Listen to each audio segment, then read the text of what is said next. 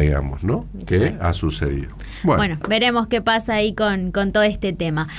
Continuamos en Hoja de Ruta porque ya está Susana, nuestra columnista de los jueves, así que cambiamos de página, nos vamos a los libros ahora. Hola Susana, ¿cómo estás? Hola, ¿qué tal? ¿Cómo están? Muy bien, Muy ¿vos? ¿Todo bien? Todo bien. Bien. Bueno, el tema de la semana, sin dudas, de todos estos últimos días fue, obviamente, la idea de Villarroel de evitar o prohibir la lectura de ciertos libros en la educación secundaria. Exacto. En el círculo de identidad bonaerense prácticamente se ha demonizado la lectura de algunos libros de ficción como Come Tierra, otro también testimonial, Sí. Si no fueras una niña. No es exclusiva, además, lamentablemente la vicepresidenta no está sola acá, ¿no? En ese asunto. No, ciertamente es muy lamentable y lo que eso, o sea, cómo se lee esa cuestión es nada más que tiene un solo sentido, el sentido de la prohibición o del silenciamiento, ¿no? No tiene no tiene nada que ver porque además hay un manejo bastante torpe de la cuestión. Y bueno, pero ya se ha hablado mucho en esta semana, nada más quería comentarles que los libros que Villarroel No, pero además, perdón Susana, no solamente pasa con los libros, está pasando también con la prensa, que es como una cosa que va yendo para ese lado, como una lava que está bajando por el costado del volcán. Y después lo otro, que también hay una cuestión que viste que pasa en general, y acá ha pasado mucho, es que como el segmento, este programa que tenían los humoristas del Canal América, el hablemos sin saber, ¿no? En este caso es el hablemos sin leer, digamos, ¿no? Literal. Claro, es por una cosa, por una sentencia, ya se toma esa parte por el todo y ni siquiera... pero además lo dicen, ¿eh? O sea, no leímos el libro y chao. No tienen ninguna forma de excusarse ni disculparse por la tremenda torpeza y bueno, intencional además, claro. ¿no? Es una torpeza accidental, ¿no? Sí.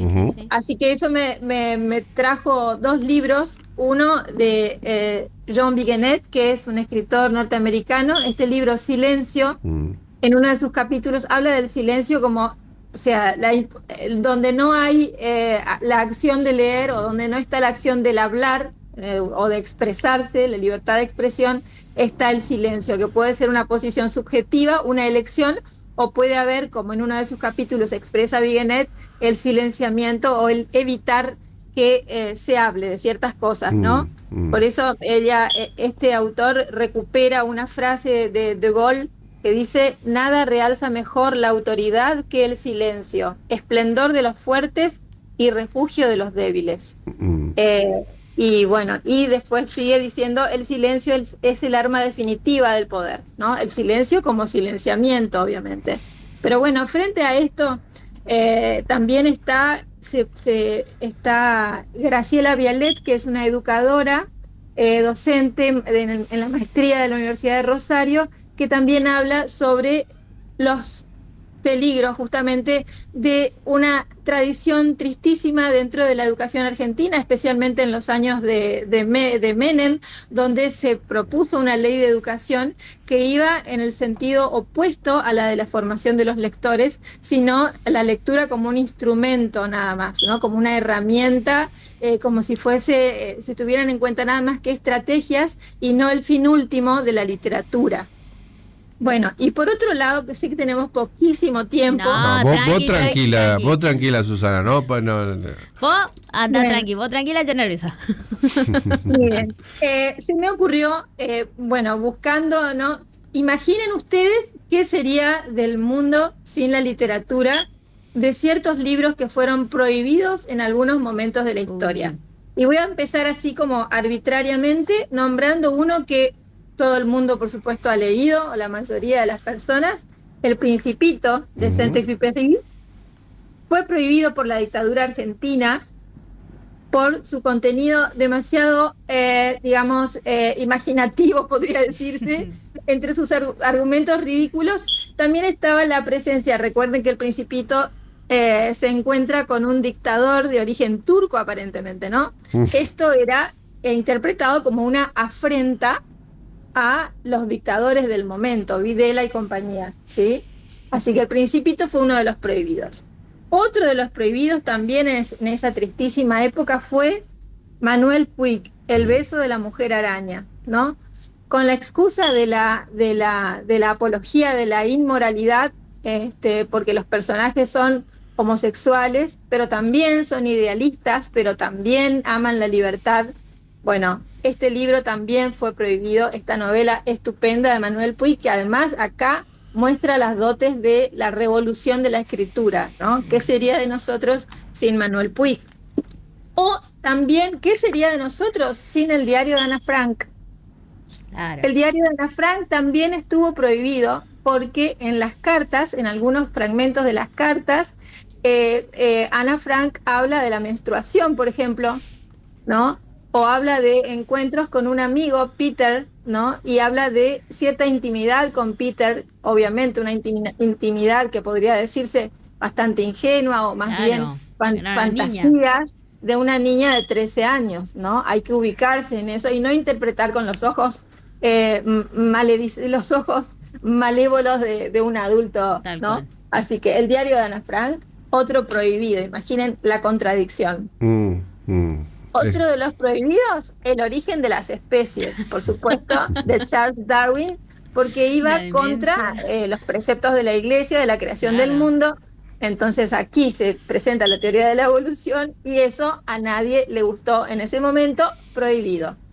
Qué demencia. Otro prohibido, Oliver Twist, de Charles Dickens, porque se presenta aquí a un personaje como un judío y entonces hay en ese momento fue interpretado como un estereotipo de judío y Oliver Twist llega a escribir una obra posterior para reivindicarse ante las críticas que había recibido por haber incluido un personaje con esas características. Sin embargo, sigue siendo, quien puede dudarlo, una obra cumbre de la literatura y absolutamente necesaria y bella. Otro de los prohibidos, Alicia en el País de las Maravillas.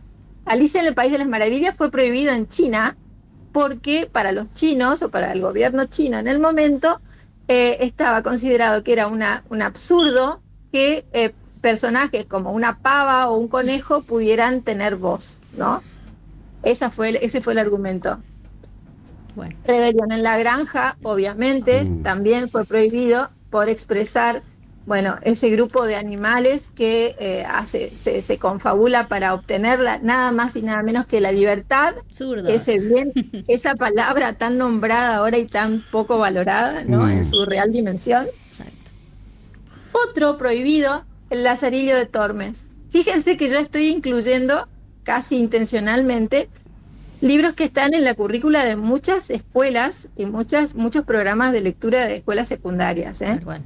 El Lazarillo de Tormes, anónimo, fue prohibido por la Inquisición española porque consideraban que era una crítica muy grande a la Iglesia Católica en ese momento. Y bueno, mucho más cerca, en nuestro tiempo, también Cortázar tuvo que exiliarse porque su obra, especialmente algunas de sus novelas, alguien anda por ahí, por ejemplo, Queremos tanto a Glenda, El diario de Andrés Fava, fueron prohibidas. Entonces Cortázar llegó a exiliarse en Francia por este motivo. Es decir, los extremos a los que llevan medidas como esta o intenciones como estas, ¿no? Que hacen que realmente perdamos terreno, es decir, perdamos a nuestros propios escritores, una cosa absolutamente absurda e inaceptable, ¿no?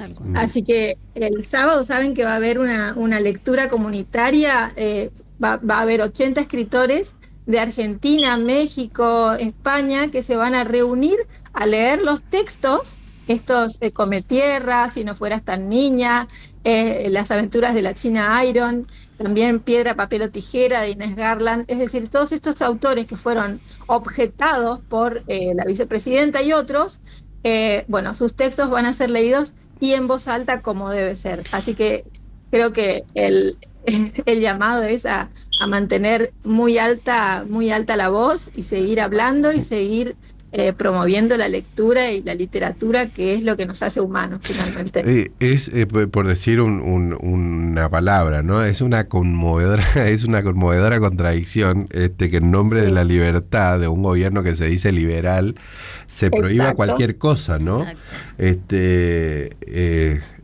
Incluso cuestiones que tienen que ver con uno, digamos, porque se supone que en la teoría esa que recitan como no sé, como mantra del liberalismo es el respeto irrestricto a la vida privada de uno, digamos, a la vida de uno, o al proyecto personal de uno, y que es una integralidad, bueno, se prohíba, por ejemplo, una lectura, digamos, ¿no? Sí, totalmente absurdo. Creo que Camus se haría un festín con todo esto que está pasando hoy. ¿Sí? Bueno, seguramente esas imágenes que decías del sábado se van a volver virales también, así que vamos a estar contándolas el lunes, ¿no? Sí. Y no quería dejar pasar, última cosa, es para los niños, para que empecemos a pensar en lo importante que es la palabra, el dar la palabra. Este gato, el personaje de esta historia, el gato que buscaba un nombre de una escritora japonesa, es bellísimo porque justamente habla de la necesidad de ser nombrados, de ser considerados por el otro, de aparecer en el mundo nada más y nada menos que por el don de la palabra. Es decir, que ese es el concepto, el objetivo o la ilusión mayor que podemos tener, en ser alguien a través de la palabra, tener un nombre y usarla, usar la palabra. ¿Ese libro es para infancias, decías? Sí. Este libro es El gato que buscaba un nombre, es un gato...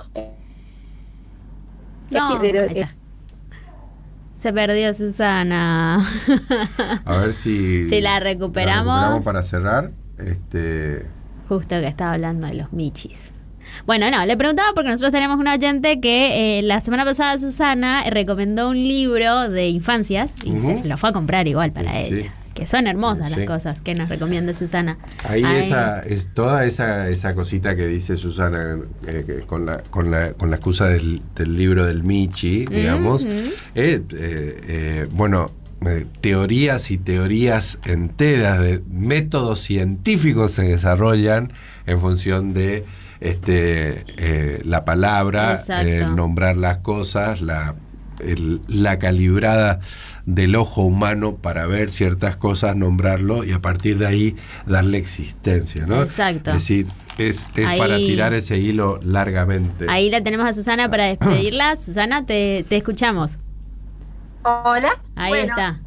No sé si estoy acá. Sí, estás, te escuchamos. Decía Susana que esa línea que dijiste. Justamente eso, ¿no? De dar existencia o de tener existencia a partir de que alguien nos considere, alguien nos dé un nombre y nos dé la posibilidad de también tener el habla a nuestro alcance. Es decir, poder comunicarnos, poder decir lo que nos pasa. Lo importante. Eso nada más, chicos. Bueno, Susana, te agradecemos un montón y nos reencontramos la semana que viene. Gracias, nos vemos. Chau. Hasta el jueves que viene. Ahí pasaba Susana Canevaro, nuestra librera de confianza, recomendando estas cosas hermosas y a propósito de la discusión de los libros, ¿no? Esta semana que dio mucho que hablar. Así es. Bueno, 18 de la mañana nos vamos. Le robamos unos minutos a los chicos de Mucho Humo que ya están ahí, así que sigan ahí en el litoral